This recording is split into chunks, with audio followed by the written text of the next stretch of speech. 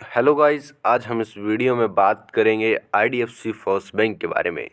देखिए, कंपनी के स्टॉक में आपको लगातार एक बहुत ही अच्छी और बहुत ही भयंकर गिरावट आपको लगातार देखने को मिल रही है। जैसा कि आपने देखा, देखिए कंपनी के स्टॉक में आपको लगातार 64 रुपये के स्तर से एक लगातार गिरावट देखने को मिल रही है। और काफ़ी सारे निवेशक जिन्हें ये लगता था कि क्या स्टॉक में प्रॉफिट बुक करना चाहिए या नहीं, और जिन्हें ऐसा लगता था क्योंकि मार्केट में 55 से माफ़ कीजिएगा 75 रुपीज़ तक के, 80 रुपये तक के, बल्कि कहीं तो 95 रुपीज़ तक के भी टारगेट स्टॉक के बारे में दिए जा रहे थे, क्योंकि फंडामेंटली कंपनी में मजबूती धीरे धीरे लो वापस आ रही है। और इसी के बदौलत काफ़ी सारे निवेशकों ने, काफ़ी सारे हमारे जैसे निवेशकों ने इस स्टॉक में अपना प्रॉफिट बुक नहीं किया था, क्योंकि उन्हें ऐसा लगता था कि ये स्टॉक लॉन्ग टर्म के लिए अच्छा स्टॉक है।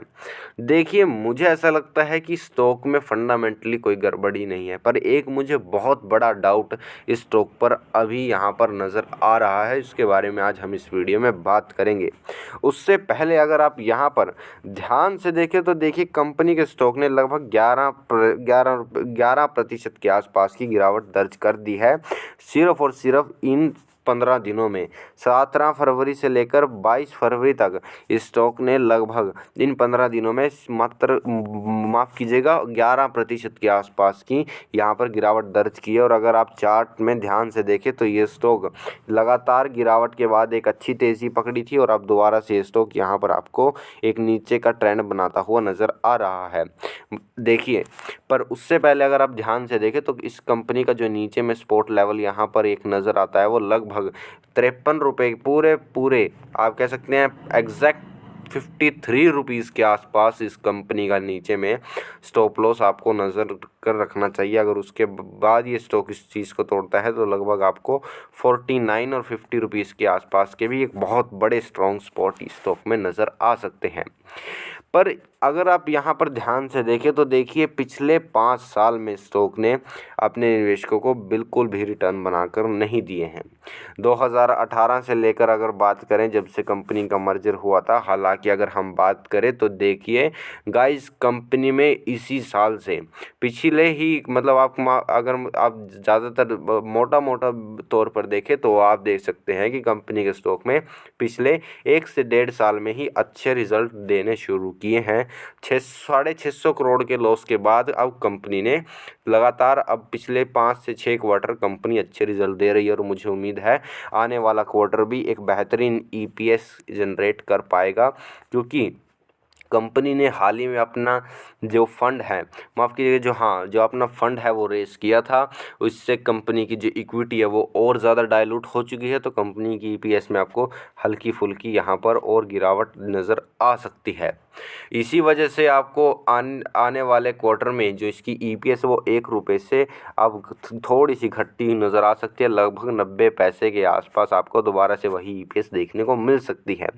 पर अगर हम वैल्यूएशन वाइज देखें तो देखिए, कंपनी में काफ़ी अच्छी ग्रोथ आपको आने वाले वक्त में नज़र आ सकती है, क्योंकि वैल्यूएशन वाइज अगर अब आने वाले क्वार्टर में ये स्टॉक अगर आप देखें तो अब कंपनी के स्टॉक लगभग 0.96 की कंपनी ने ईपीएस दी थी। अब कंपनी ने थोड़ा सा फंड रेस किया है तो इक्विटी डिलूट होगी, तो उससे लगभग आने वाले क्वार्टर में अगर कंपनी का यहाँ पर आपको प्रॉफिट अगर अच्छा खासा इंक्रीज़ हुआ तो मैक्सिमम 1 रुपये की ईपीएस, और अगर थोड़ा सा कंपनी ने म्यूटेड अपना प्रॉफिट रखा तो आपको यहाँ पर ईपीएस 0.90 के आसपास की देखने को मिल सकती है, क्योंकि यहाँ पर ईपीएस डिल्यूट हो चुकी है।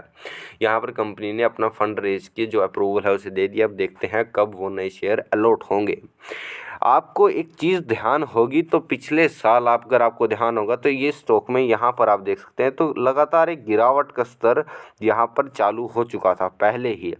मतलब पहले ही काफ़ी सारे इंट्राडे ट्रेडर्स को ये बात मालूम थी, बल्कि जो ये गिरावट है यहाँ पर तो नहीं, यहाँ पर तो देखिए एक प्रॉफिट बुकिंग आई थी, फिर यहाँ पर ये स्टॉक, यहाँ पर आपको ये स्टॉक आप कह सकते हैं कि आपको सस्टेन करता हुआ नज़र आ रहा था। पर उसके कुछ समय के बाद ये स्टॉक आपको लगातार यहाँ से आपको लगातार गिरावट की स्तर दिखाता हुआ चला जा रहा था। और जहाँ तक कि मुझे ऐसा लगता है तब एक इनसाइडर इन्फॉर्मेशन इस कंपनी में थी कि यहाँ पर वोडाफोन आइडिया के लोन में दिक्कत आने वाली है, इसीलिए पहले ही यहाँ पर आपको सेलिंग देखने को मिली थी इस स्टॉक में। लगभग ये बात है, मुझे एग्जैक्ट याद नहीं, पर 2022 की ये मिड की बात है। आप कह सकते हैं कि लगभग ये बात होगी जून जुलाई के आसपास की। और आज अगर हम बात करें तो देखिए आज 22 फरवरी है 2023 में।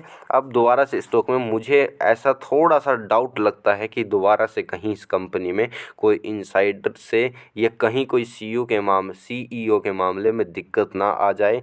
मेरी तो प्रार्थना भगवान से यही रहेगी कोई ऐसी दिक्कत ना हो और ये सिर्फ़ और सिर्फ एक प्रॉफिट बुकिंग हो, क्योंकि अगर ये प्रॉफिट बुकिंग हुई तो कोई दिक्कत नहीं है। अगर ये पब्लिक प्रॉफिट बुकिंग है तब भी कोई दिक्कत नहीं, क्योंकि एफआईज हमेशा से चाहते हैं कि अच्छे स्टॉक में से पब्लिक बाहर आए। ऑपरेटर हमेशा चाहता है कि अच्छे स्टॉक से पब्लिक बाहर आए, क्योंकि अगर इसमें इंटरनल दिक्कत नहीं है और इनसाइडर सेलिंग नहीं हो रही है तो ये स्टॉक एक बेहतरीन मौका दे रहा है आपको आने वाले वक्त के लिए यहाँ पर इन्वेस्ट करने के लिए।